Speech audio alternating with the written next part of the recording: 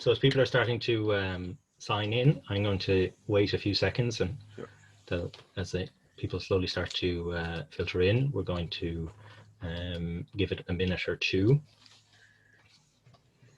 Just to say, for those people, as you're signing in, this is the first event in what we hope will be a successful Simon Week that's particularly focused on prevention. I think it was interesting when I first took on this role a little over a year ago. My then chair sat me down and talked me through kind of an interesting sort of early potted history of the Simon communities. And the Simon communities, the people who started off did three things at their opening phase. The first thing they did, interestingly, was they went out and they did a piece of research. They were aware of a number of people who were experiencing homelessness around the city. And they went up and down the canals. They found out these guys and wanted to find out if a service would be useful to them. When they found out that it would be, they started to provide a service. And the third thing they did was they went and they lobbied government for change to try and end the situation of homelessness. I don't think when more than 50 years ago or 50 years ago they were starting out, they anticipated the world that we're in now. But certainly they had the same level of ambition that we would have now. Things have obviously changed a lot, and we're very fortunate this year that we can kind of draw on all of those aspects. So we have Joe Finnerty here today, who's going to speak to us about the research aspect of it. We have Joan Reinhardt, who's a colleague from Galway Simon, who's going to talk about the services part of it. We have a campaign that we're going to be speaking to the Minister about around increasing the prevention. And we also have the Minister here who has, although he's very new in the role, has shown a level of commitment to homelessness that has been really welcome. And a commitment to the right to housing and a commitment to prevention that we hope to build upon. So having him here is a real, hopefully, I know he is a sign of that, and hopefully something that we will continue to build on. So with no further ado, I'd like to thank the Minister for coming along today. Minister O'Brien has been Minister of Housing since June, but he's been in elected politics since 2004. He's served as a councillor, as a senator, as a TD for Fingal, and now as Minister for Housing. And he's very welcome, and we're delighted to have him here today to launch, start Simon Week and to launch our opening event, the Simon Week Conference. Over to you, Minister. Thank you very much, Wayne, and really appreciate you giving me the opportunity to speak to you here today and to speak at the launch of Simon Week, and which is a really important and significant week for you. I do want to firstly acknowledge the vital role that Simon Community play in assisting so many people experiencing homelessness, including supporting many people to move into their own home for permanent housing solutions. And I think it's important that at a time like this that we recognise the achievements. Whilst there are many, many challenges that we'll be working together on, there have been some fine achievements. I think from a very humble beginning, 50 years ago, when a group of UCD and Trinity College students began providing much needed soup and sandwiches to people who are sleeping rough in Dublin City. Simon now can be found in every county in Ireland and continues to play a really important role, as it has always done, in identifying and addressing emerging needs and in developing innovative and effective ways of dealing with the challenges that present themselves to us in Ireland today. Countless lives have been changed for the better due to the hard work undertaken by your organisation. And this ranges from housing provision, tenancies sustainment, to providing specialist health and treatment services, which I've seen at first hand myself, as well as emergency accommodation, which unfortunately is still required in this country and at a greater level than any of us would have thought about a number of years ago. I thank Simon and all your team for the good work you've done and continue to do for some of the most vulnerable people in our society. And don't say that lightly. I've met many of your clients and I know the challenges that they face. And without the support of Simon and others like you and the commitment of your staff and your team, you know, God knows where these people would be. I want to assure you, though, that supporting homeless individuals and families is a priority for me as Minister and for this government. It's one of the greatest challenges facing me as Minister for Housing, Heritage and Local Government. It is to resolve homelessness, and that will remain a key priority for me. And to achieve this, we're not going to do it on our own, and we're reliant on strong and effective collaboration between all of us at central government, at local government, and the voluntary sector and the NGO sector. And a really important example, one that I've seen myself of the collaboration in this regard, is the Ushers Island facility. And my department, as you know, is providing funding for the capital element of the project. And once the building is complete, the Department of Health will meet the ongoing operational costs associated with the delivery of health services in this facility. Like, this will raise the bed capacity right in Dublin city centre from 39 to 100. You know, the increased number of beds, together with the establishment of a rapid detox unit and a step up, step down facility in improved surroundings, will allow Dublin Simon to extend its services significantly to a larger number of clients, making real differences in the lives of many. I, with the small bit of spare time I have as Minister, chair a regional drugs and alcohol task force in North Dublin, and I see the work done by people on the ground, particularly with those with addiction and mental health issues who fall into homelessness. That's why the Ushers Island facility and the expansion of that facility is so important for people in Dublin City. Ultimately, the purpose of facilities such as Usher Island is to provide the essential medical and treatment interventions required to allow individuals to find a pathway out of homelessness and into permanent homes, and to provide that period of care when it's most needed, and to equip people with the skills they need to begin a new chapter in their lives, and hopefully in a permanent home. And this is just one of many examples of the partnership approach to addressing homelessness, operating collaboratively with my department, housing authorities, other statutory agencies, and other NGOs to implement initiatives and policies throughout the country. The programme for government aims to reduce and prevent homelessness. We've set very exact, and rightly so, targets in that regard. And we recognise the particular challenges of homelessness for families and for individuals. The key to solving homelessness has to be preventing it occurring in the first place. Preventing households in danger of losing their homes is at the core of homeless policy of this government, my department, and right across local government. Much effort has been made and progress has been made in ensuring that those families and individuals who present to homeless services are prevented from needing to access emergency accommodation. In Dublin, for example, where homelessness is most pronounced, we know that from the start of 2020, nearly 60% of families presenting to homeless services were prevented from having to enter emergency accommodation by way of a tenancy having been created. Indeed, during the second part of 2020 alone, 2 out of every 3 families who presented to homeless services were prevented from having to enter emergency accommodation. That is progress. It is due to the many, you know, it is due to progress such as this that we have seen the number of individuals accessing accommodation fall to the lowest level since 2017.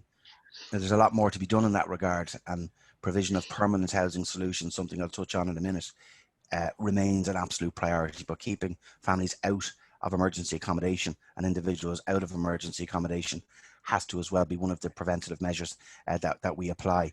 The Homeless Place Finder is an important aid for homeless households and households who are in danger of falling into homelessness.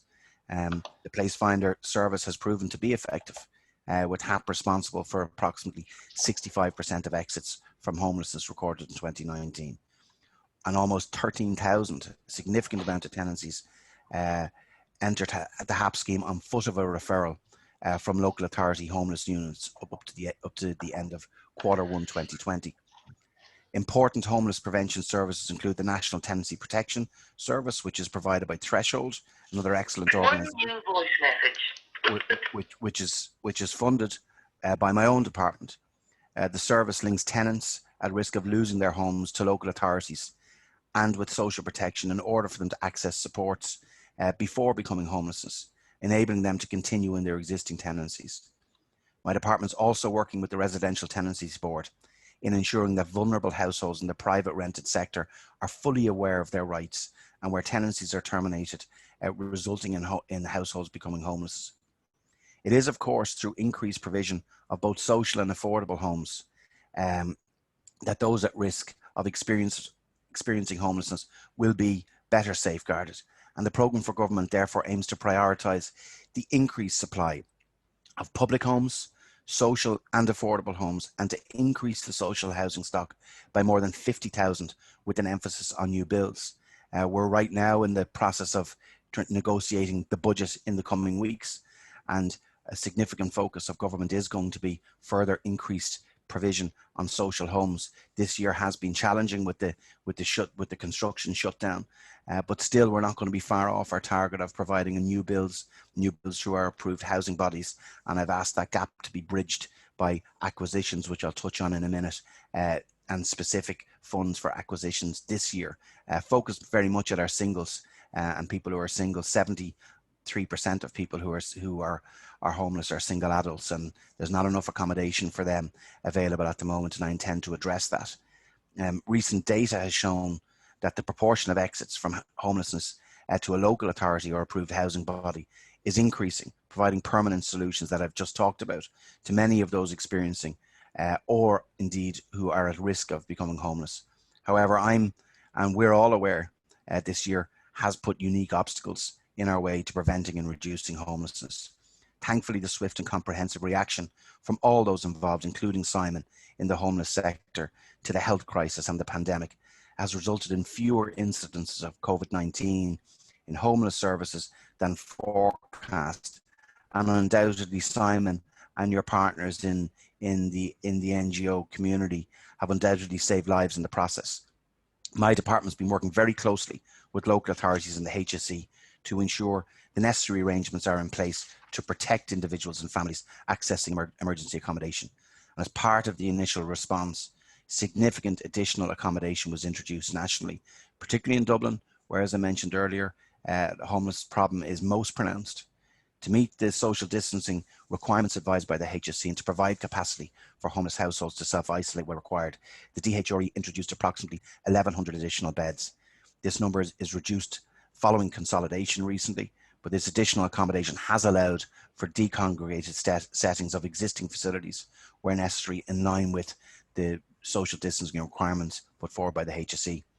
Additional funding is being made available to local authorities to support these measures, and I'm well advanced in the planning of our winter plan and ensuring that there's additional capacity right now, which there is all across the country, working through our homeless delivery task force that meets every single week. Simon very much central to that, to make sure that we have the capacity and that we're watching our most vulnerable community, particularly as we see COVID numbers unfortunately increase. One of the key responses to prevent people from entering homelessness during COVID-19 was the introduction of measures to limit the termination of tenancies in the private residential sector. And I know Wayne has been very vocal, and rightly so, in this regard. The Emergency Measures in the Public Interest COVID-19 Act was enacted on the 27th of March and operated until the 1st of August. And that restricted the operation of the Residential Tenancies Act during the COVID-19 emergency period to better protect tenants by prohibiting rent increases in all cases and tenancy terminations in all but limited and exceptional circumstances.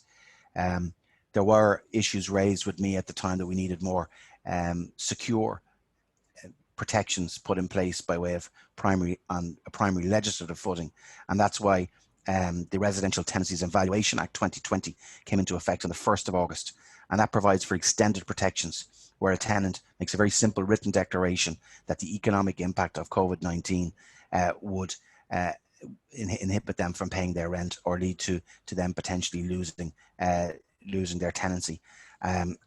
Specifically, the Act provides where a declaration is made for increased notice periods from 28 to 90 days in relation to notices of termination, and that any notice period of termination grounded on rent arrears cannot be served before the 11th of January 2021, effectively they're giving full protection from eviction until January of next year. Now, I'm keeping these measures under constant review, and should I need to bring in further protections in that regard, I will. The Act does also provide for some more permanent measures which have been welcomed by yourselves and by Thresholds and others, which is trying to deal with the issue of rent arrears when it begins. and to ensure that the Residential Tenancies Board and the Money Advice and Budgeting Service are involved with tenants from the very first time that they fall into arrears. So a notice of rent arrears would have to be copied to the RTB, and the RTB would then advise the tenant of their options and the assistance that's available, like indeed right now the emergency rent supplement payment, which is available. Only over 8,000 people have availed of it, and I would again encourage, through yourselves and Simon and through your partners, to make sure that tenants are aware that emergency rent supplement is actually available. The Residential Tenancies Valuation Act, which I've just been talking about, introduce protection for tenants facing rent arrears, as I mentioned. And, you know, if the tenant's ability to pay has been impacted by COVID-19, there are specific protections in place right now. Thankfully, we have seen a small degree of stabilization of the homeless numbers. We've seen big reductions since earlier on this year, but in just last Friday issued the August figures, we've seen a further drop. So my focus now is very much on continuing to make sure that our tenants are protected and those who are most vulnerable are protected from eviction, but also making sure that we're driving forward the delivery of our public housing programme. One element of which, just to let you know about, is the specific measure to bring unused local authority stock, known as the voids, back into use this year. So I provided 40 million in the July stimulus package to bring back 2,500 units all across the country, in all 31 local authorities across the country. That's been very well subscribed. That will bring another 2,500 units back into use this year, either occupied or allocated. And we're watching that every single week, the progress on that. So look, I know a lot of work remains ahead of us. I'm confident that with dedicated partners such as yourselves in the Simon community, that we can see further reductions in the number of homeless individuals needing to access emergency accommodation and assisting those currently in emergency accommodation to find homes. Indeed, I've met with Minister Stephen Donnelly. Another commitment in the programme for government is the interaction of health with housing in tackling homelessness. And I know from my own experience in chairing a drugs task force that is absolutely crucial. So the engagement with the HSE has been weekly. There'll be an additional measures in the HSE's winter plan focusing specifically on homelessness, and I meet with Stephen Donnelly regularly in this regard, and it's something that I'm really committed to seeing further progress being made. Just to conclude, I've probably taken too much of your time at the moment, that I genuinely want to thank you, our partners in the Simon communities, for all your hard work, and to recognise the really significant contribution you have made to the lives of so many people during this most challenging of years. I know that you're committed to continuing with this work as we go into 2021. So thank you all again indeed for giving me the opportunity to address you, and thank you indeed to Wayne for all your work and your team's work, and for the invitation to address you here this morning. Thanks. Thank you very much, Minister. It's an impressive outline of all the work you've done in what's very early in your in your new role. And I think it's incredibly welcome that you're here today, and incredibly welcome that you've hit the ground running, as it were. I think part of today, as I say, so our next speaker is Joe Finnerty, and Joe is actually building, as we hope to do and you hope to do, on the good work that happened over the period of COVID.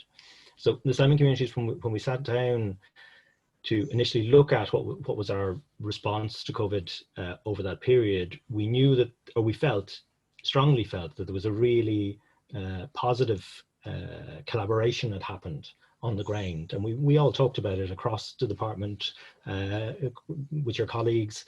And we wanted to see, okay, we know that happened, we know, but what did we do differently? We had all been working very hard to deal with the homelessness crisis.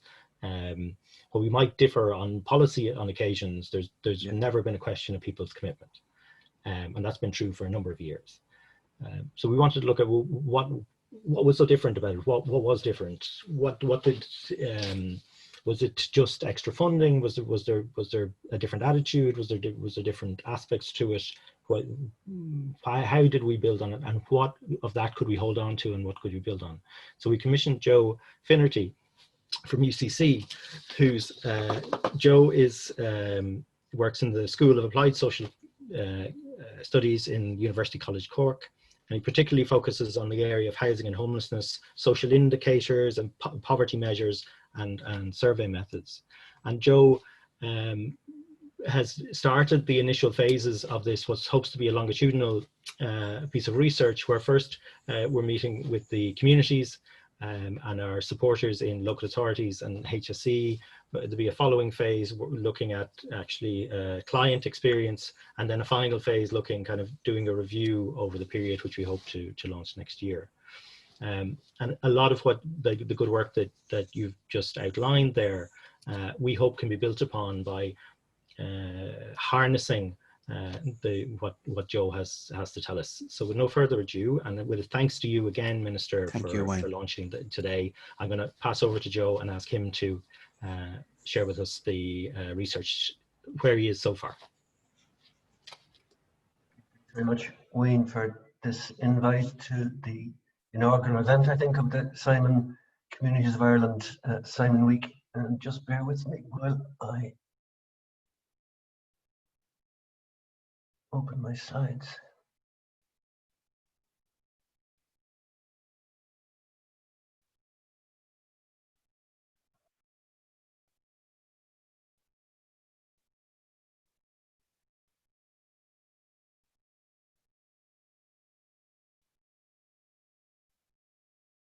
Wayne, can I just check that's okay?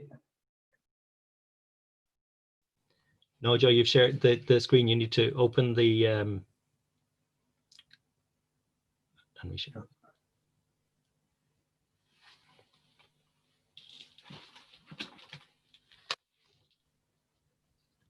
To open the slides first. And then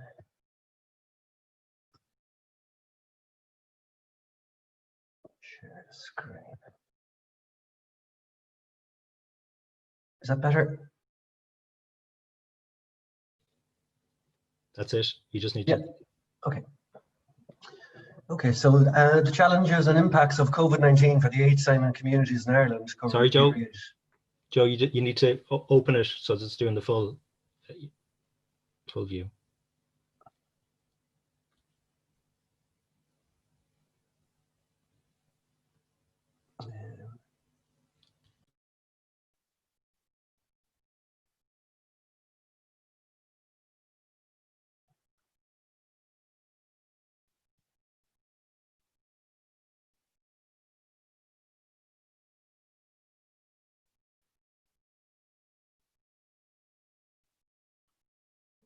Sorry for the technical glitch. How is that, Wayne? If you just hit slideshow up the top and do start, but I think most people can see it. If it's a problem, just you can. Oh yeah, okay. Perfect. Yeah. Okay, so the challenges and impacts of COVID-19 for the 8 Simon communities in Ireland, March to August, well, up to the present, in fact, 2020. I mean, just briefly do a thumbnail sketch of the role of NGOs and the Simon communities in Ireland.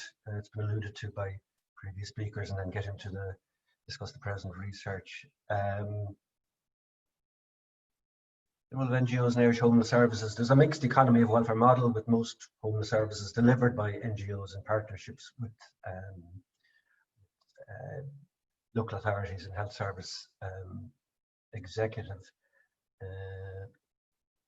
And some of the history of the Simons have been covered. I should say the principal focus of the Simon community is single adults over 18. That's just a map of coverage of the 8 different Simons over the entire Republic.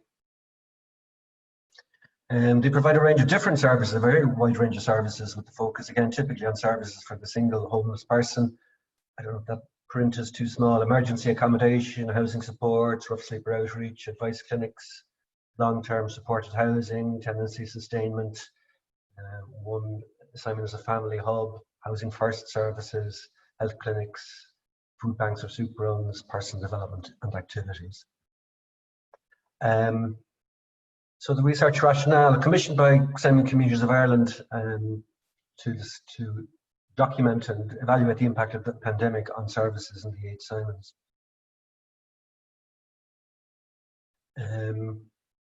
So the 3 phases of fieldwork. Phase 1 is the current one that I'm reporting on. This is ongoing, involving interviews with key Simon and statutory personnel across the 8 Simon regions. There'll be follow-up interviews in June, July of next year, and that'll be a synthesis report, I guess. And phase 2 will involve doing interviews with service users, bringing the voice of the clients of Simon community. That'll be in spring of next year, all going well. So we've got online qualitative interviews, and from the larger Simons, interviews were conducted with more than one manager because of the range of services provided. And I should say that fieldwork was conducted with the assistance of a doctoral candidate in our school here in UCC, Miss Margaret Buckley. So thanks very much to Margaret, who will be hopefully involved in the other phases of the research. So today, general patterns from the interviews analysed so far, and as I say, the fieldwork is still ongoing in this phase, and illustrative quotes, some of which I'll leave you to read when the slides are circulated. I may not get through all of the quotes. So in terms of emergency accommodation, several challenges face those Simon communities that provide emergency accommodation in the form of shelters and hostels. Perhaps the main challenge was in relation to decreasing density, the oversubscription of services in ordinary times, and that decreasing the number of residents was a considerable task. If I can get that. Yeah. So this is a quote. Generally, the quotes are on the right-hand side of the slide. The immediate thing was how you create distance in services that are oversubscribed. The shelter is always over capacity, and the normal practice would have been to try and bring as many people in as possible, even that meant having to put people on mattresses on the floor next to each other, or even it meant having to offer the couch in the rec room and someone else on a mattress on the floor in the rec room. So space was a real issue in attempting to decongregate emergency accommodation. We had still the same people in the services, but we were trying to decongregate a little bit and reduce the number of clients in the service, because people had been sharing 2 to 3 beds, 4 bedrooms. Then at the same time, we were expected to have an isolation room. So this is at the beginning of the virus, but like we didn't have the space for the people, never mind the isolation room. New referrals were suspended in most cases. Again, I'm kind of generalizing across the 8 Simons with their range of different experiences, different services. They started to take over some of the private hostels and stuff at that stage, and we stopped taking referrals. So we reduced down then. We still have 2 people in a room in our services, one particular Simon, but they're a distance apart, you know. In spite of all the upheaval on the basis of the interviews, Simon communities appear to have responded very well to decreasing this task of decreasing the number of people. Another quote: "We did well on decongregating with huge support from the HSE and safety net in Dublin, and the testing has been really efficient. That provides us a lot of reassurance and relief for staff that they aren't going to be left with someone with symptoms on sites within an inappropriate setting." Evidently, decanting existing residents and emergency to other services or facilities required very substantial organisation and planning work. There was a big piece of work between ourselves and the City Council around identifying people within the shelter who could move to other options like repurposed B&Bs, hotel rooms, other emergency service providers, and identifying who the people that would be able to cope with that would be. There were difficulties involved, serious challenges. For some residents, the proposed changes in accommodation made them nervous, moving to unfamiliar surroundings. So the quote on the right-hand side there, in this particular Simon region, mostly they didn't want to go, didn't get the support. The support wasn't there. This isn't private emergency the way it was in the STA. They were, you know, afraid to go, afraid of being lonely, afraid of being locked in somewhere where there was nobody else there. To address the loneliness and boredom faced by people who needed to isolate, creative methods were employed. This ranged from ensuring that people had access to a phone and television, to having some games to play to pass the time. I have a quote from another Simon respondent: "We were setting people up in their pod where they were isolating. So ensuring that people had stuff to do, we had different bits and pieces like cards, Netflix, stuff like that.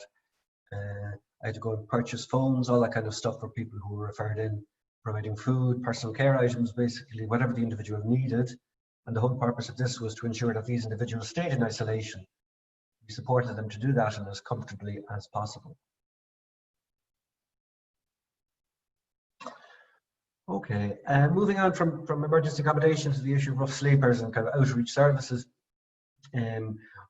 Unfortunately, drop-in services needed to be severely curtailed over the study period or towards the beginning and middle of this phase. However, in some Simon regions, drop-in facilities continue to allow showers, washing facilities, etc. Outreach teams continue to distribute food, sandwiches, water throughout, and to direct people to available services. During the peak of the crisis, and this would vary between regions, but certainly in Dublin and Cork, the number of rough sleepers decreased, principally as a result of their accepting accommodation, and the changing nature of the accommodation offer that was made to rough sleepers appears pivotal in this regard. So 2 quotes here. The drop-in facility was ended, but we continued with any rough sleepers or people who would need access for showers or washing facilities or to get food. And then another quote, outreach continued. I suppose they were quite worried about how they were going to operate. These are the outreach teams, but we came in with protocols for them and how they were going to continue to operate, and so that outreach teams continued. And this is the point about the changing accommodation offer to rough sleepers. And this is the local authority respondent. Clients having their own space is paramount to sustainability. Simon Outreach were able to get a number of rough sleepers they had low engagement with because they couldn't offer them anything. They could only offer them a bed in a 4-bed dorm and they wouldn't take it. But when they were able to get a cocooning facility, which was a self-contained unit, people came off the streets, they felt much safer.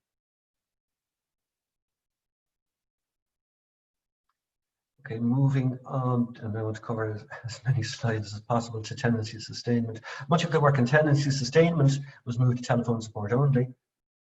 And moving to telephone support was often difficult for both staff and clients due to lack of face-to-face conversation or the difficulty in maintaining links. And just to note, some of that, much of that tenancy support work has now reverted to something resembling a pre-COVID model. Yeah, there's a quote there from a local authority respondent, and I'll leave you to read that when the slides are circulated. Housing support and housing first. As with tenancy sustainment, much of the housing support work was moved to telephone support only. Quotes here around that. One of the interesting things that came up in interviews was the increased visibility of housing first, and more generally, tenants that were getting floating supports. More people were at home, so more complaints came in, even though there wasn't really any change in the tenancy per se. And it's to do with the increased level of visibility. Let's move to that second section there. When visiting support was going up and down, it became much more noticeable because people were aware that people should be coming to the house. I suppose the more activity and the more people that called up, the more noticeable the tenancy became in the apartments.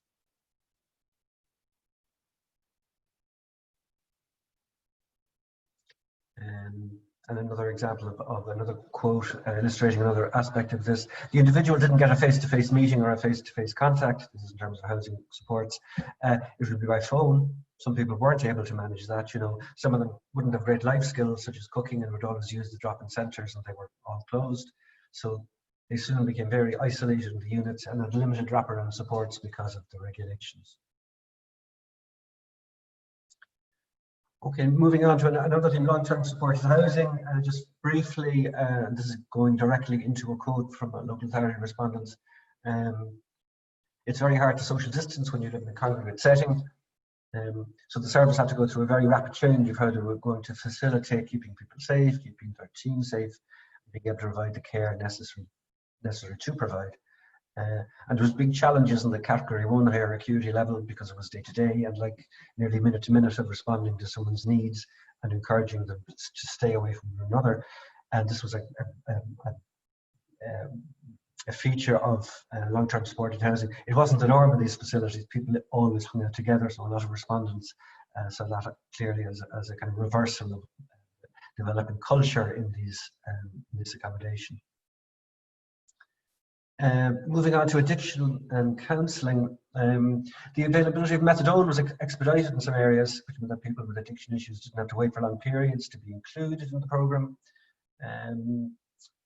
Positive and negative outcomes, methadone being more widely available, coupled with people being accommodated in suitable accommodation, resulted in some people's addictions becoming more manageable. However, the reduced availability of some drugs meant some people were turned to other substances, and there were a number of overdoses as a result. There's two quotes illustrating that. I'm going to go through that slide again because I'm conscious of the time.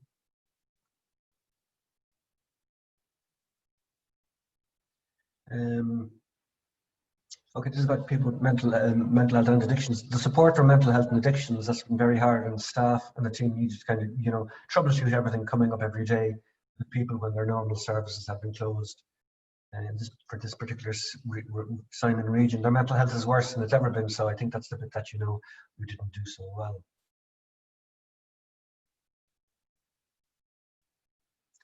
Just zooming in on methadone treatment as part of the general addiction issue.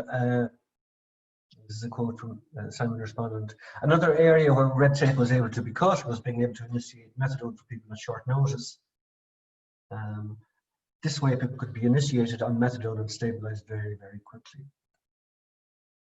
And in terms of access to methadone itself, once you've been enrolled in the program, we have to cocoon people and provide methadone to them, which was a huge task both on a governance level and on the transporting of methadone. However, it stabilized a lot of people and supported people in their recovery. Okay, moving on to food banks and soup runs. Most of these typically closed during the height of the crisis. However, outreach teams were still distributing food and water. That's a quote illustrating that point. Excuse me, in terms of staffing, obviously the pandemic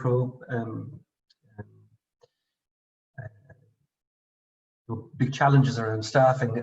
I'll just read you the first quote. The full-time volunteers, which Simon uses, some of the Simon communities used, couldn't come, and many of those adopted to return to their home countries. They were typically foreign young people from abroad before flights were stopped, understandably. So people we expected to have were built into the rota and were a cover for the next 9 or 6 months, were suddenly leaving. And then the next quote, obviously there was a fair amount of planning around staffing and nobody took leave during that time because obviously we needed our frontline workers. We transferred some of my visiting support team access across to the front line during that time frame because they needed them in emergency services. And I think this is the last kind of substantive slide in terms of research findings. In terms of interagency cooperation, well, there always has been a degree of interagency cooperation in delivering services. The COVID-19 crisis typically resulted in greater interagency cooperation, the adaptation of services, the acceleration of certain projects, and the formation of stronger lines of communication. To quote from 2 different local authority respondents, one of the things across the board was the interagency work. Everybody was able to see the most important person, which is the client, and what was the best for them.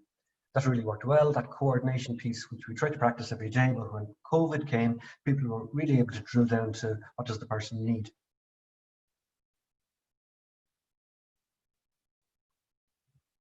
And another local authority respondent. I do think it is down to key individuals and key people driving that kind of culture forward. It is a culture of practice. The stuff that we did here, I'm just very proud of it from a humanitarian perspective. Not all of the experiences were positive. One region had issues in attempting to locate accommodation for people in STA. It was quite disjointed. Again, there was a group of people working together and you were left out of the loop, and it didn't matter how much we tried to get access to some of the accommodation, we just didn't. So certainly a mixed picture there. Okay, and then coming to kind of summing up, key points emerging from the interviews. And again, let me stress this is phase 1 and the fieldwork is continuing and the analysis of the completed interviews is still continuing. So this is key points emerging. Despite the many serious and ongoing challenges, for clients and staff during the study period referred to above. Some communities appear to have responded very well to decreasing the number of people in emergency accommodation, and that reflects a level of organisation and planning work on the part of Simon in cooperation with statutory bodies. And I should say in relation to other NGOs where that cooperation was relevant. The number of existing rough sleepers in many areas decreased, principally as a result of their accepting accommodation, and the changing nature of the accommodation offer was pivotal in that regard. There was innovations in relation to access to methadone treatment and the delivery of the methadone itself. There were plenty of evidence of enhanced collaboration between Simon communities, local authorities, the health service executive and other NGOs, resulting in the adaptation of services as required, the acceleration of certain projects and the formation of stronger lines of communication. And very generally overall, there were very low levels of infection amongst the homeless population during the study period, both for Simon clients and for clients of other services. And just to make a theoretical point by way of finishing, in international terms, and I'm referring to Molly Seeley's research, the relative successes in Ireland in meeting the pandemic challenges, the relative successes, suggests a path dependency. Systems which had already elements of a housing-led approach, as Ireland had, performed better by and large than those based on an emergency response paradigm.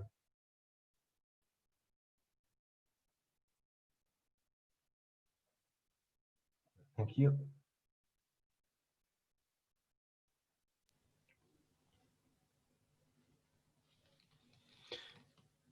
Thanks very much, Joe.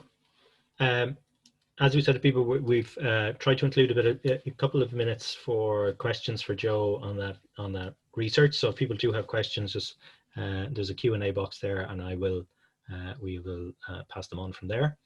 But I suppose the core of this, and I know, just allowing for the fact that this is, you're in the early phases of the analysis, and you've been very good to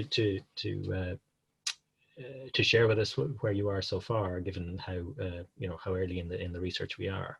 But I just wonder, from your initial sort of scoping, I suppose, and the initial context, is there a sense of optimism in the way that I imagined it, but in terms of what's coming out in speaking to people on the ground and across the different areas? Is there a sense of optimism that this can be built on, or is this very kind of located within the context of the COVID? No, you're right. I guess I kind of brought that out more in what I reported just now. There was a sense of guarded optimism, especially around the interagency work, number one, and then what flowed from the interagency cooperation is building on the existing housing-led, rapid rehousing, housing first paradigm that's there in kind of on paper, but the extent to which it's been taken seriously or kind of implemented is another issue. So certainly there was a sense of guarded, there was a sense of hope that this would continue, tempered by the fact that tempered by uncertainty about the future, economic uncertainty, uncertainty in terms of social policy spending, uncertainty about how the COVID-19 itself would play out. Okay. We have a question here from Claire McSweeney, who is, I know, works with Dublin Simon, and she thanks for the presentation. And she also says, are there any lessons for us heading into the second wave of the virus? Because obviously the numbers have been ramping up. Do you think there was anything there that maybe people were drawing on, that we could draw on again? I guess for the purpose of this presentation, because it's ongoing field work, but there's more interviews to be carried out, and analysis of those, and the interviews that have taken place. I was kind of keeping my powder dry. I should say that the report, this phase one, you might say, report, hopefully will be launched sometime in late October, early November, something like that. So I kind of deliberately didn't discuss kind of recommendations. I'm just waiting I'm taking a kind of a cautious or prudent approach really to recommendations. I want to get all the data in. Okay.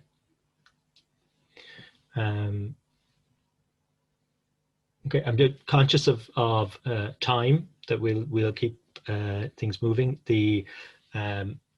We also have panelists, and I'm going to ask, well, Joe's going to step back now. Joe is going to join our group of panelists at the end, so if there's more questions, hopefully Joe can continue to contribute. So our next panel, building on that work, I think the other aspect of what we saw over the period of crisis was the fall in the number of people in homeless accommodation. And it was largely driven by families continuing to exit homelessness. Singles also continue to exit homelessness. But a big part of it was that families, the flow of families in particular, and slowing down perhaps of single people into homelessness over the period. And as the Minister alluded to in his opening remarks, there was very much, a lot of us believe, and with good reason, that the moratoria on evictions and the prevention, sort of the national prevention of COVID, has allowed us the space to continue to end homelessness day after day in the way that frontline services do every day and every week. I think what was stunning about the early period of the COVID was that we managed to continue working with local authorities and HSE to continue the move on at the same rate. But what that shows us was the prevention part allowed us to really see those numbers go down.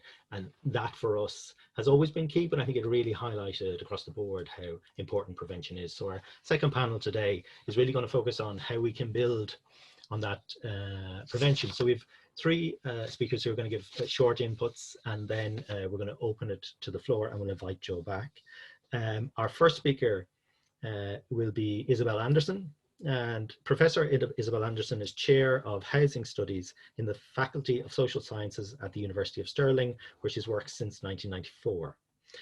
Isabel currently leads the Home, Housing and Community Research Programme and is Chief Examiner of the MS Diploma in Housing Study. Our main research and PhD supervision interests are in homelessness and access to housing, sustainable housing and communities, inequality and social exclusion, housing and health, well-being, participation and empowerment, international comparative housing studies, use of evidence for policy and practice. If that wasn't enough, she's also active in the European Network for Housing Research, and since 2015, she's been the joint coordinator of the Working Group in Housing in Developing Countries. She's the UK partner in the Africa Research Network for Urbanisation and Habitable Cities, and is also a member of the Women's Homelessness in Europe Network, WHEN, and on the International Advisory Committee for the European Journal of Homelessness. And I had to abbreviate, take out a lot of Isabel's work. But Isabel today is going to particularly talk to us about the experience in Scotland and around the work in prevention in Scotland. Thank you, Isabel. Okay, thank you, Wayne, for such a full introduction. That's quite embarrassing.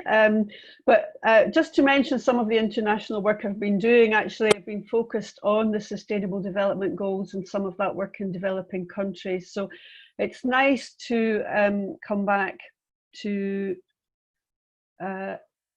speak about homelessness in Scotland. I'm saying this while I'm trying to share my screen. Can you let me know if you can see and hear me and see the slides properly? We haven't got slides yet, but we can hear you perfectly. So what am I doing? I'm not sharing the screen properly. Let me just do that again. Share screen. Are you seeing my screen? No. Huh. How about now? Is that working? It's starting. Yeah, there's your slides. You just need to do the turn on the slideshow. From the beginning. There we go. Okay, folks? Perfect. Right, thank you so much. So when Wayne invited me to do this presentation, I kind of explained that I'm sort of a big picture person, and I had done a lot of work on the Scottish Government and the Scottish homelessness sector's Ending Homelessness Together action plan up towards the end of 2019, and was about to sort of begin to look at how things were progressing with that when obviously the pandemic hit. So some of this presentation, quite a lot, is really a little bit pre-pandemic, but I think that the context is really important to the pandemic responses and to the issue of prevention generally. So I've changed my presentation outline to a timeline just to summarise the background in the Scottish policy context for people. And this is taken from a paper in the European Journal of Homelessness about why Scotland still needs an ending homelessness action plan, given that we've had a very strong framework in place for a long time. So colleagues in Ireland may be familiar that we've had legislation on homelessness in the United Kingdom since way back 1977, around the time really that a lot of the big homelessness campaigning organisations were evolving and growing. And it's been a very strong priority for the Scottish Parliament in their devolution period post 1999. So early in that period, we saw a very significant homelessness task force, a major review of that legislation, which had been in place since 1977, principally looking to kind of do away with these tests of local connection and intentionality and the difference between those who had priority need and didn't have priority need in the homelessness system, so that we would have in Scotland a more generous, a stronger statutory framework, more or less by 2012, giving everybody a legal right to housing. And that system is still in place. Homelessness prevention has been a fundamental part of that longer term strategy. So we've had homelessness prevention guidance in Scotland since 2009, and that's been updated as recently as 2016. So that's the kind of background, and then I'll say something in a bit more detail about what happened 2017-18 when we formed the Homelessness and Rough Sleeping Action Group, which generated the Ending Homelessness Together action plan, and then just conclude with what's been happening more recently. Just before I move on, Joe alluded briefly to a kind of a more theoretical concept of path dependency, and I think that's useful to think about as we go through this morning's session, because Ireland, like Scotland and the rest of the UK, possibly, you know, making prevention work is a bit of a struggle of disrupting long-term embedded structures. And I think that's one of the things as I go through this presentation, we need to think about how we're making a difference between incremental changes and perhaps more systemic and more dramatic changes that are required to disrupt some processes which are very, very deeply embedded in the welfare system. So just rushing straight up to 2016, which actually I had done a couple of papers reviewing the homelessness task force, and with Joe and a colleague from Norway, looking at the impact of the financial crisis on homelessness. And I think one of the big questions with homelessness prevention in that period was it about gatekeeping our strong statutory system? So whilst there's not really an academic or an intellectual argument you can make against preventing homelessness, we would all want to do that. I think in our system in Scotland of having a strong statutory framework, there was some concern that the emphasis on what we called housing options services, intervention interviews, and that kind of blurring between where is someone having a housing options prevention interview and when are they actually able to enforce their legal right to apply under the homelessness legislation, is something that was, you know, a bit of a concern. And that's part of the kind of path dependency, I suppose, there in terms of how we move from one framework to another or run the two frameworks in parallel. And just to say something about where we're at up to as recently as 2017. So prevention, again, has been core to the national level strategy. It's in the title of the main government prevention and strategy group, which includes representatives from all stakeholders, local government, social housing, and the homelessness NGO sector, which is very strong and very well organised in Scotland, and includes, of course, Simon Community in Scotland. We've had these developments around homelessness prevention so that all local authorities in Scotland who have the core statutory responsibility were also running preventative housing options services, and we've begun to develop statistics on homelessness prevention. And these statistics showed some decrease in homelessness explained by prevention activities, despite the austerity measures, but some caution that, you know, the prevention activities were only taking us so far. And although I'm not presenting numbers today, I think one of the great challenges is that our flow of people going through homelessness, which has been about 40,000 a year, hasn't really gone down dramatically. But what's important in the Scottish system is that a high proportion of people who become homeless do exit and are helped with settled accommodation. But we're not quite managing to stop people coming in yet. But some of the positive actions that have been taken, by law, all social landlords have to take certain actions to prevent homelessness before they can take any eviction. That's pre-pandemic.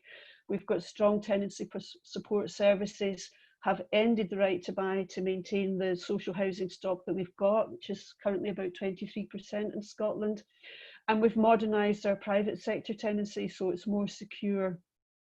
But all of that, again, was against that background of continuing austerity post the last crisis and slow economic activity. And I think possibly, you know, a difficulty on the part of the Scottish Government that we were very much criticised for saying we can't build our way out of homelessness, and thought that they could, you know, use homelessness prevention and other strategies to tackle homelessness. And I think that's something that's clearly been shown to be just not really feasible, you know, we'll come to that in a moment.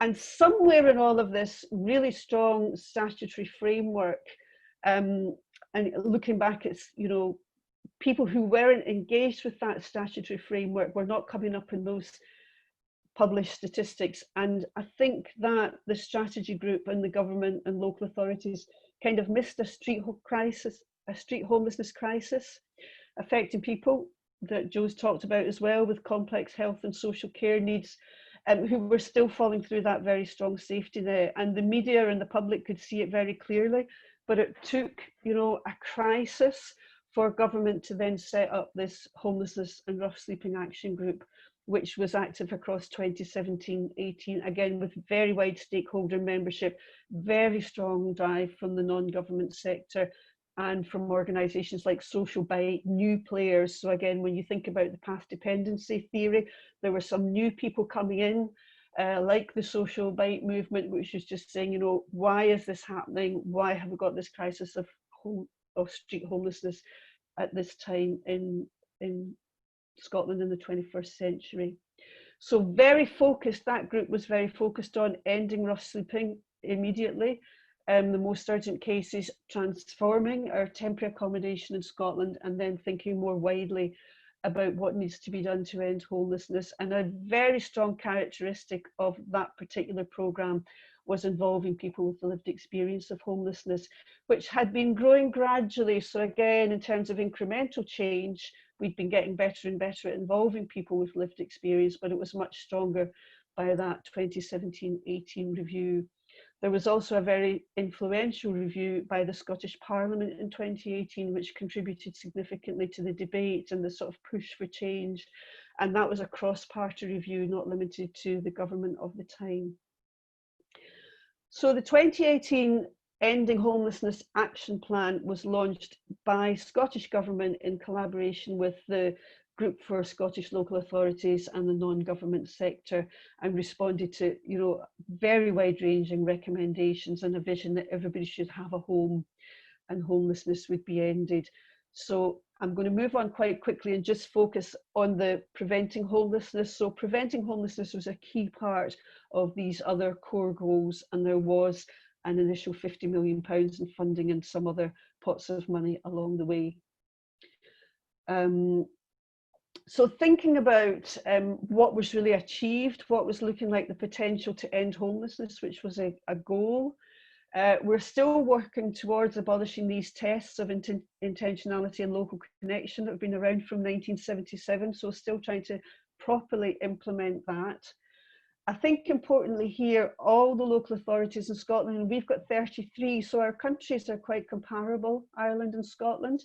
They all now have rapid rehousing transition plans, because a big problem with the first phase of ending homelessness was one that we predicted, which was when we extended the right to housing, one of the outcomes of that was increasing numbers of people in temporary accommodation. So we weren't able to move people through the temporary accommodation quickly enough.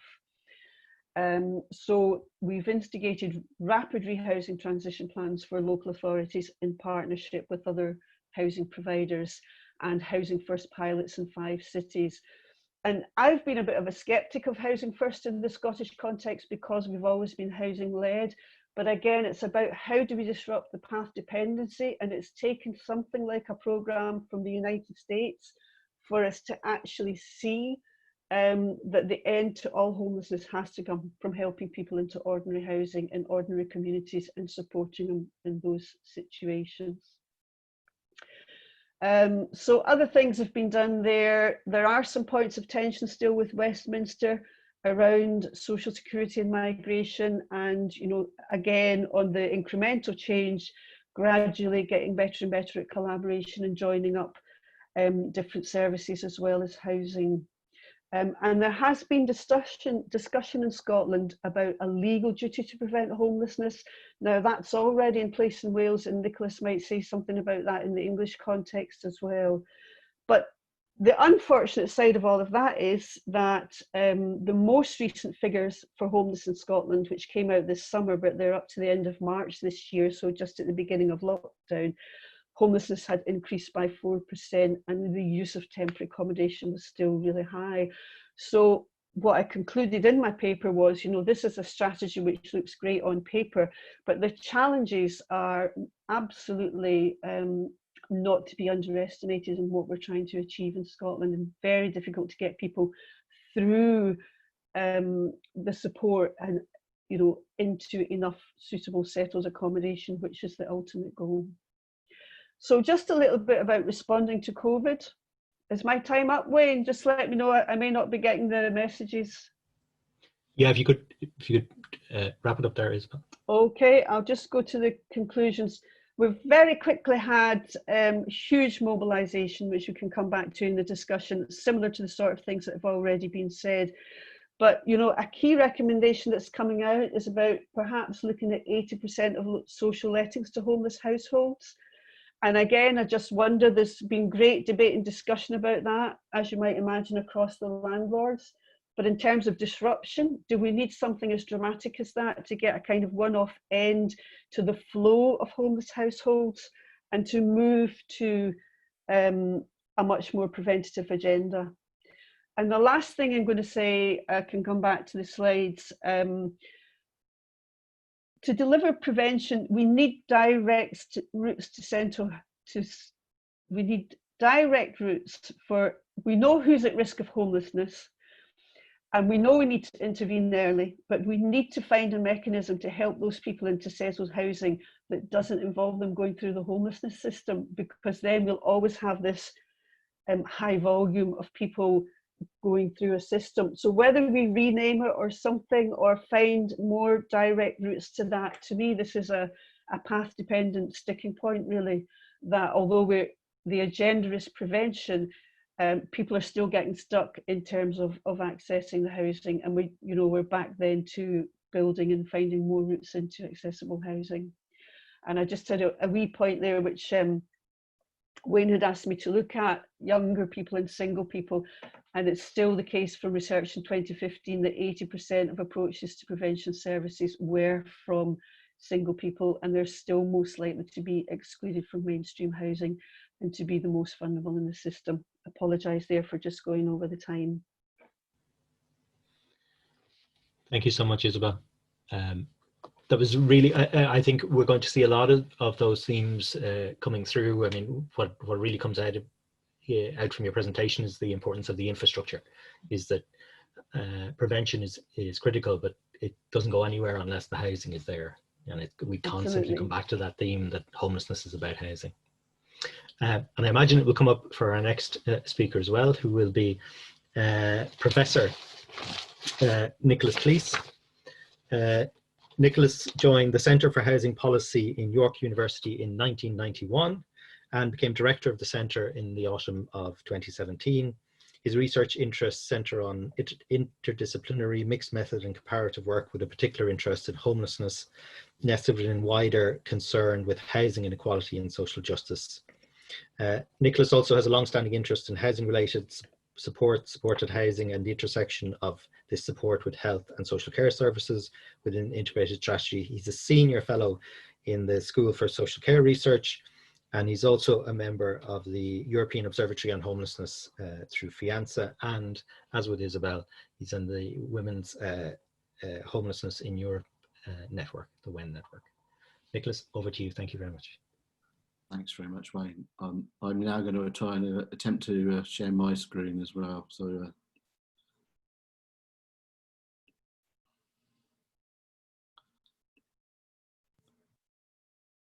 thanks. So that's working? Okay, you can already see. Yeah, that's working. Just okay. So I'll go fairly quickly. I'll just flag some key issues, both from Finland and from England. I mean, Finland's much more comparable in terms of scale than England is. England's got particular issues around scale and the ability to implement things. So starting with Finland, I mean, the Finns are just brilliant at everything, essentially, around homelessness. You know, they're becoming our exemplar of how to do everything from prevention through to tackling long-term and recurrent homelessness with high and complex needs, through to being able to now talk in terms of ending homelessness effectively. I mean, going to a functional zero and talking about homelessness becoming a very rare experience. So looking at what the Finns did around prevention, they built a consensus across local authorities, the homeless sector and health and social services. It was led from the centre by the Ministry of the Environment and the Y Foundation, which is a quasi-governmental body formed to provide social housing for lone adults with support needs and at risk of homelessness, which is funded through the Slot Machine Association in Finland, which is equivalent to the sort of national lottery. They introduced systems to stop eviction and to provide rapid rehousing. And really the core of the Finnish preventative response is a triage model. They're able to escalate support from a very kind of basic intervention like paying a rent deposit through to more support like negotiation with a landlord to try and stop an eviction, right the way up to a housing social work model that addresses support needs all the way up to effectively housing first like services that offer a combination of housing and intensive support, or which offer different models of fixed site supported housing. They've come pretty close to ending long-term and repeated homelessness associated with high support needs.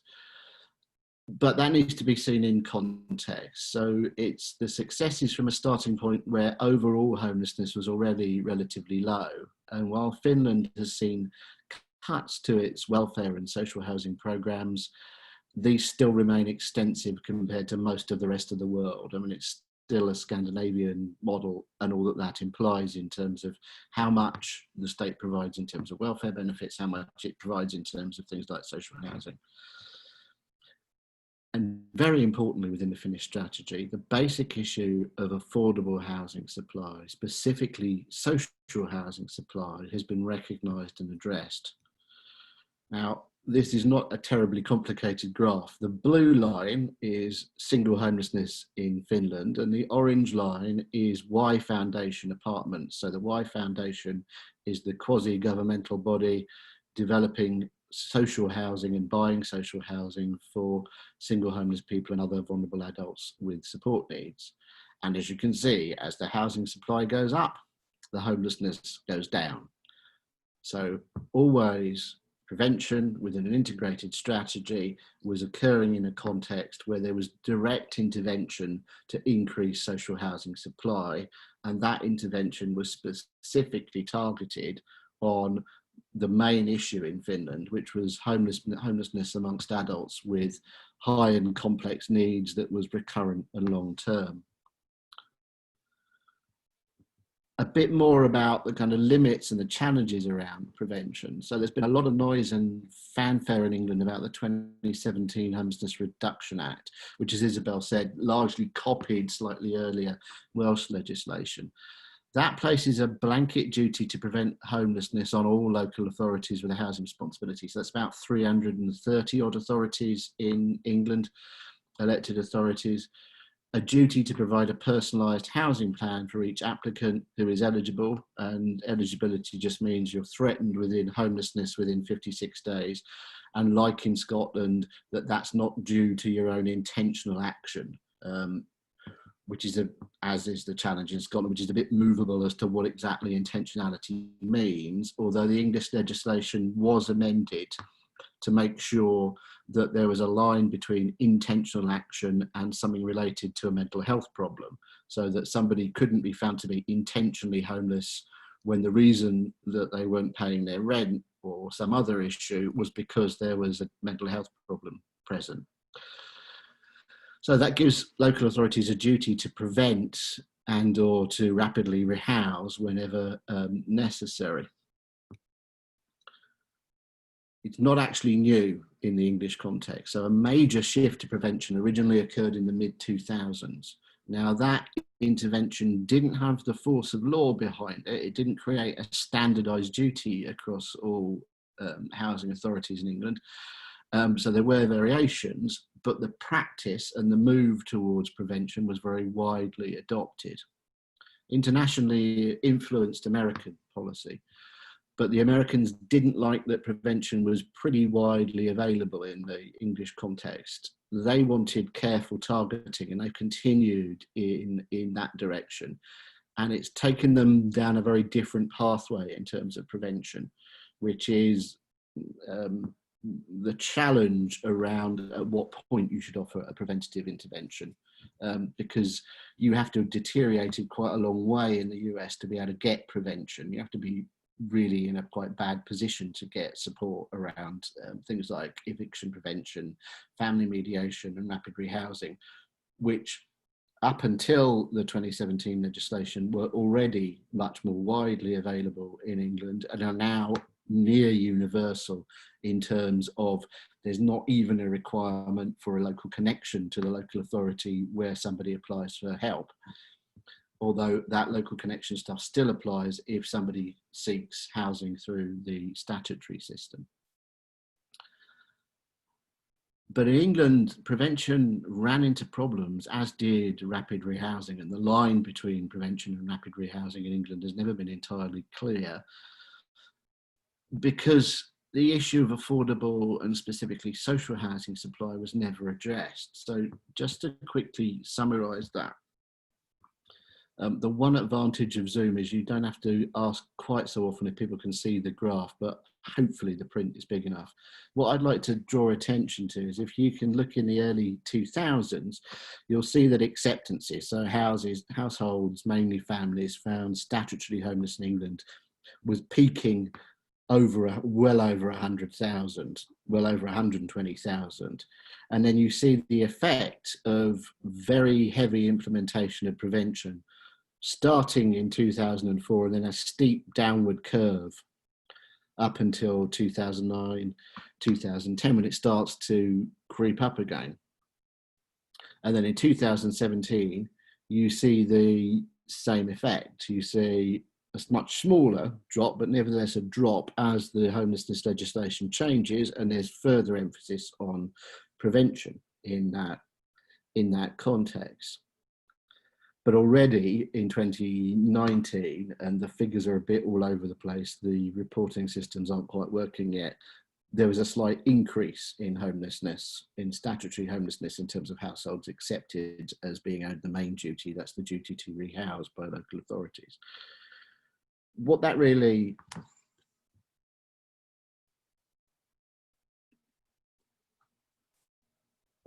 amounts to is a situation where housing supply ultimately put the brakes on prevention. And it's also the case, actually, if you look at somewhere like Finland, there are limits to what you can do with prevention if there isn't the housing to put people into, and that housing really has to be social, because the challenges around getting the free market to provide adequate, affordable housing are, well, the reason we started building social housing in the first place, and our various interventions in England around trying to provide other means of affordable housing supply have been quite challenging.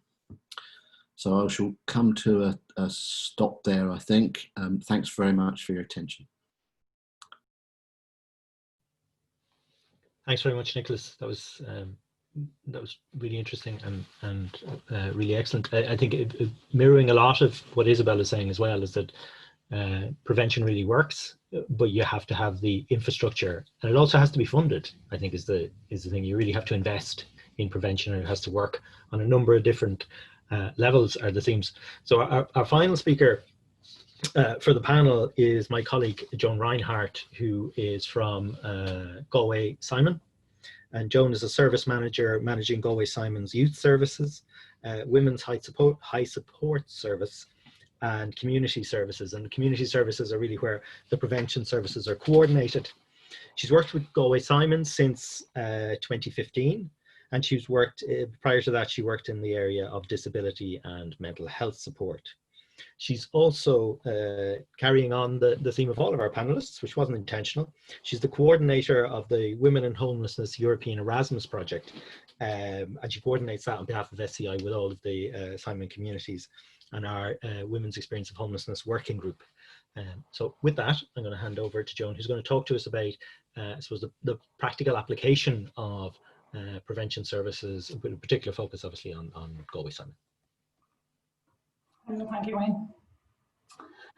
So, I suppose Galway Simon are part of a multi-layer approach to homeless prevention in Galway, working in tandem with the local authorities and other agencies alike. We support people via multidisciplinary emergency services, high support, tenancy sustainment, and so on. Services in the main are moving towards a housing first, housing-led approach, where a home is the solution to homelessness.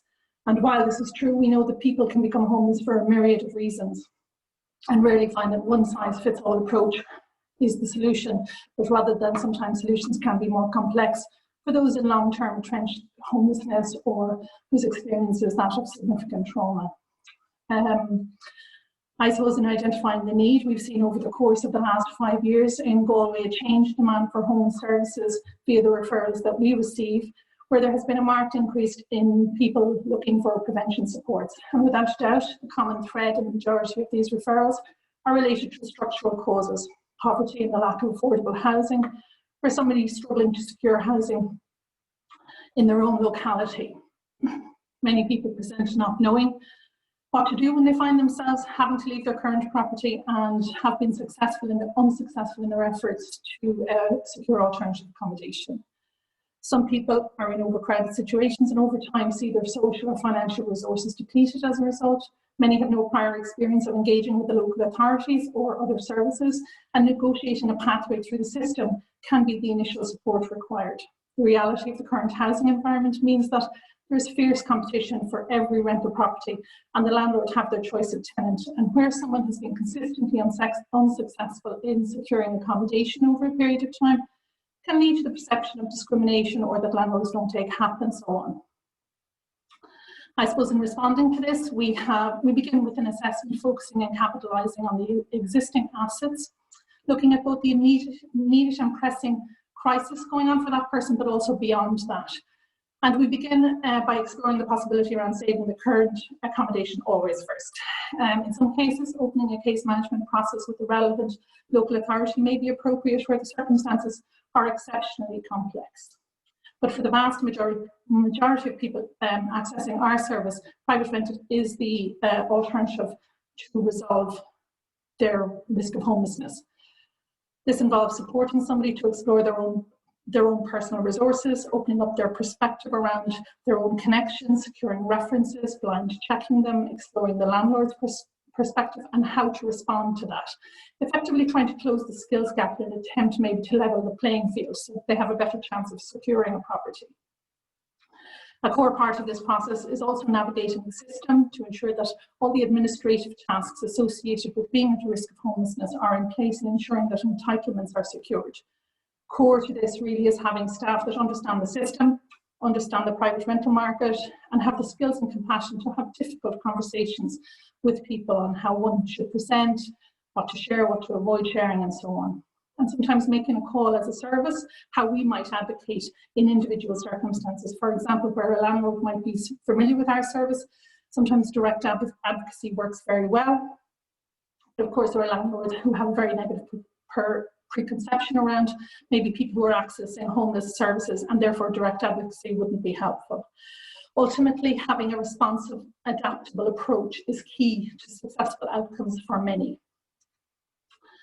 I suppose, for example, one example is a lady who presented during the week and was very adamant that her landlord wanted her out by Friday, as she was in arrears and had no way to see her resolving her own issue. And I suppose we were able to look at her circumstances and see that actually she could afford the rent. So with our intervention, we were able to resolve the immediate and pressing need and buy ourselves enough time to be able to secure her entitlements, put a plan in place, and build a relationship with the landlord. The landlord, in fact, didn't want to evict her. Basically, he just wanted to be paid. So I suppose this is an example of Galway Simon being proactive in identifying what it takes to do prevention well, responding to the immediate and pressing need, and making a decision to resource what it takes to do that. I suppose so that people can circumvent the world of homelessness altogether is ultimately the aim. And I suppose our outcomes speak to this. We collaborate very proactively and assertively with everyone, from the local authorities, credit unions, landlords, letting agencies, other tenants, social networks. We follow up with an equally proactive and robust tenancy sustainment support when it is required. I suppose people, housing, homelessness, inadequate housing conditions are all complex and messy at times, but we listen and we know what to do. Prevention is a particular thing and you need a particular skill set to do it well. And I suppose we need to think about it as a discrete service, because hundreds of individuals and families are living better and safer lives because of the work we have done. We do it with care and compassion and dignity. And we cannot always shout about it because people deserve privacy and respect to move on from a crisis. So you may not know what the sorry details of resolving somebody's crisis was, but it gets done. So I suppose that really is a summary of part of the prevention we're trying to do here at Galway Simon. So. That's excellent, Joan. Thanks so much. That you've captured a lot of, or brought to life a lot of the stuff that Nicholas and Isabel were talking about. So I'm going to invite Nicholas, Isabel, and Joe to come back to us from the magic world of Zoom. And we have a few minutes now just to kind of capture, allow people to ask a few questions. So if you do have a question, please just do it, put it into the question and answer box, and we'll invite the panelists to answer if you want to do to a specific panelist or to the panel in general. Both are fine. So we already have a question here, which I think both Nicholas and Isabel have touched upon, and I know it would be something that comes up in more generally in services, or certainly in the policy end of understanding homelessness. And it's from Niamh Murphy, who said her ongoing PhD research is into the use of discretion by local authorities in interpreting the statutory definition of homelessness. And the concern is, how do we ensure homeless prevention is used appropriately and not as a tool to gatekeep services from those who need them? And is this be happening? So I suppose maybe if I'd open initially to Nicholas and Isabel to see if the international experience would raises any of those concerns. First of all, I would like to thank you for the question and for doing this work. If it's in the Irish context or comparative, I don't know. I think it would be how that comes out. And I think it's been a difficult debate in Scotland, as I touched upon, because we have that statutory framework. And I think it's the challenge for delivery, really, because we have such a good strategy on paper, but it's keeping up with the practice. I mean, there's lots in place around staff training. I think, again, things are moving on. They're moving on gradually. there's more training, there's more networking, and there's more involvement of homeless people. So I think all of that coming together and just trying to blend together the very practical initiatives that Joan spoke about are the sorts of things that organisations do in Scotland as well. And I think at the end of the day, what would be ideal would be if we didn't need the statutory system anymore. You know, if we had that, if every country had a graph of the social housing going up enough to meet the demand. So I think one of the things I was thinking about in the Scottish Connection is whether we could have maybe a short-term period of just really trying to improve that flow through, to then see, it's kind of a huge experiment, to then see if it can reduce this kind of ongoing flow. And I think all of those things are going to reduce discretion. I think it's a real issue because there's a lot of diversity within countries across different local authorities, cities, mixed areas and rural areas. And so the challenge is really to make the national strategy work in the local context. And I think that I don't think that we'll have the answers to it yet, but I think it's a hugely significant question to, you know, how you balance those two things. Okay. Thanks, Isabel. Nicholas, I don't know if you want to. Well, yeah, there's been an anxiety ever since we started doing it that it would be used as gatekeeping. And I mean, they did some research in the sort of mid-2000s to try and look at it. And the question's never really been fully answered in England around whether or not it's actually being used on that basis. I mean, the challenge in England in the last decade or so has been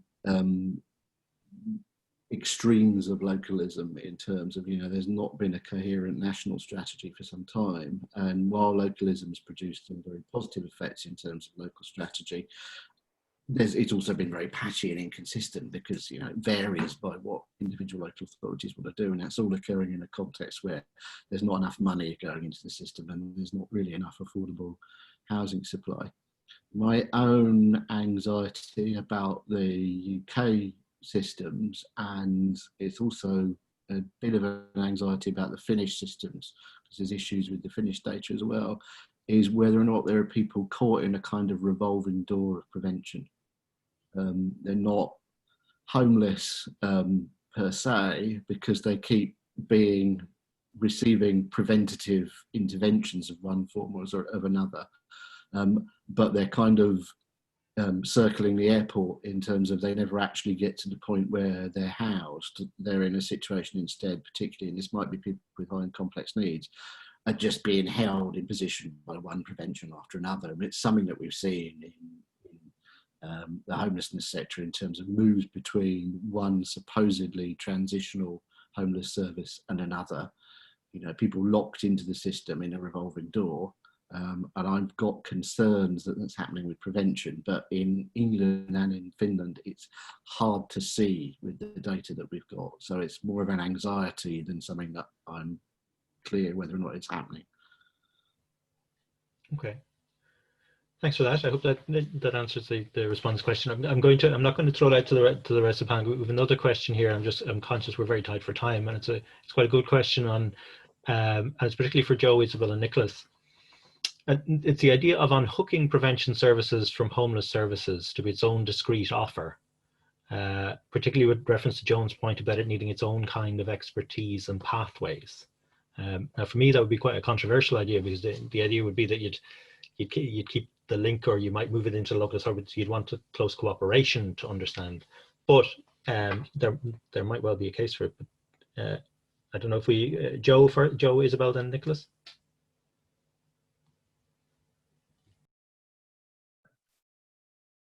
Yeah, I'd have to.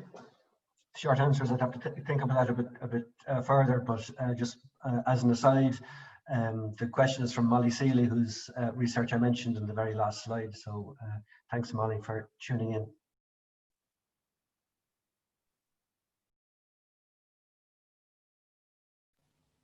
I think, Isabel?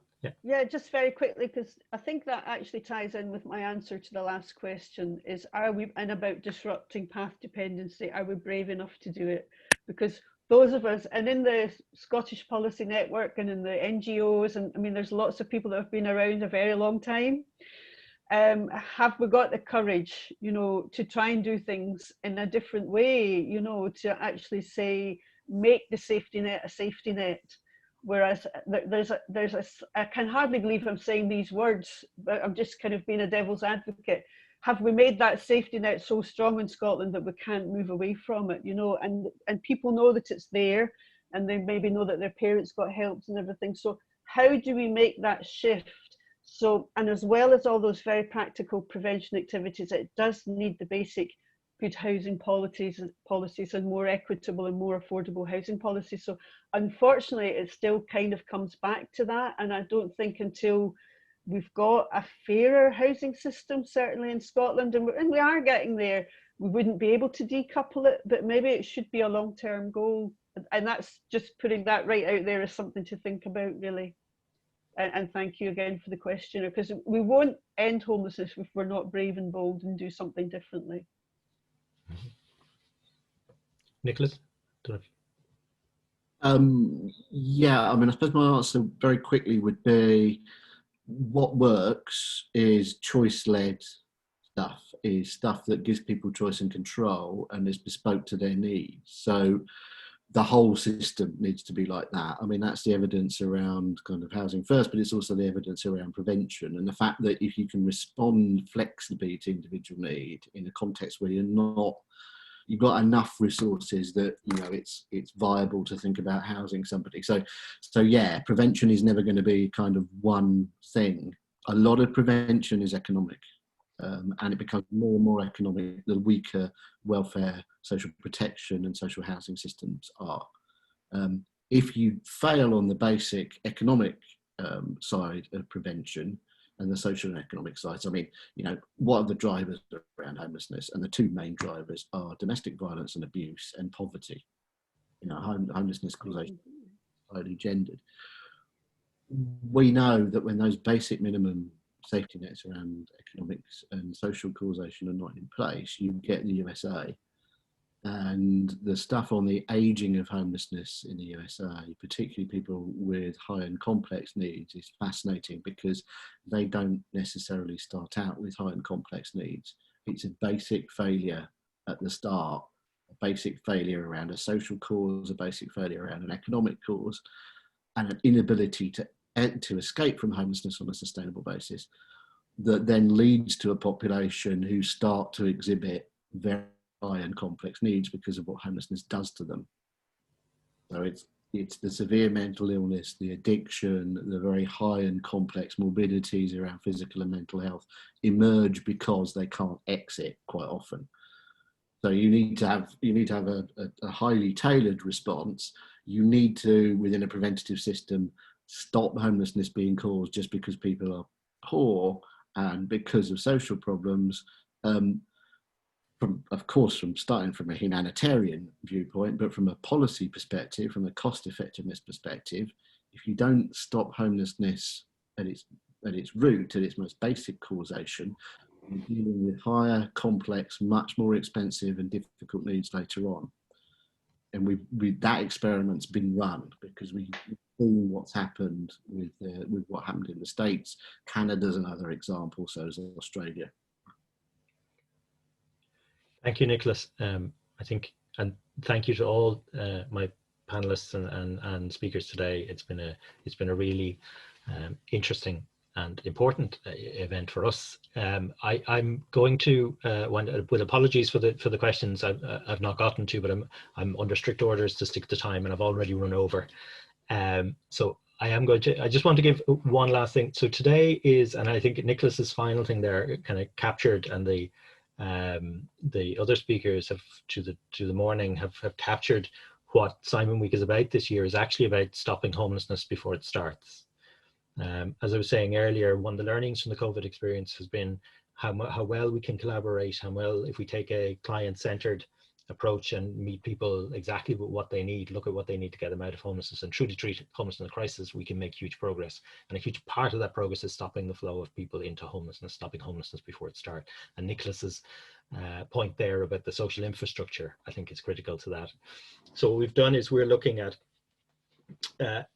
speaking to the Minister, looking for a comprehensive prevention strategy with ring-fence funding to make sure that the resources are there to be able to meet that need quickly. We were also looking at a second point, which is that the social infrastructure is there. So while there are good plans around providing housing, we want to see to make sure that that's as a quantum that can actually make a difference. And we need 15,000 social houses built each year, and we need 7,500 of those, 50% of those, to be for 1 and 2 beds for single people and small family units. And finally, we need to increase the protection for renters, although there has been some increased protection. Really, it was the moratorium on evictions, which was blanket, that really helped us to prevent homelessness before it started over the period of the COVID crisis. There was a number of things happening there, but we really need to build on the protections that were built there and make sure that whatever happens, no tenant can be evicted into